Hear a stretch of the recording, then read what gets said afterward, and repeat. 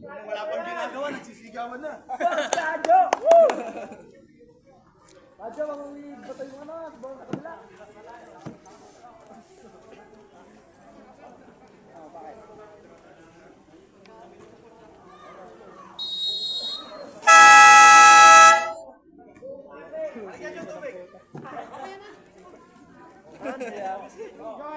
Okay. Jumble between Glazara and Tuck-in kayo, tuck-in. Tuck-in. pakitakin niyo po yung mga ano yun dyan, mga rep para Boss Ninong Sese. Patakinan mo nga muna si Glazara.